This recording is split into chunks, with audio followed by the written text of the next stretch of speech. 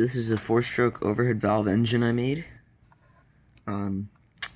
Took me forever to make. I kind of revised the heads that it's only 8 studs wide, stuff like that. And yeah, it's just what I've been working on.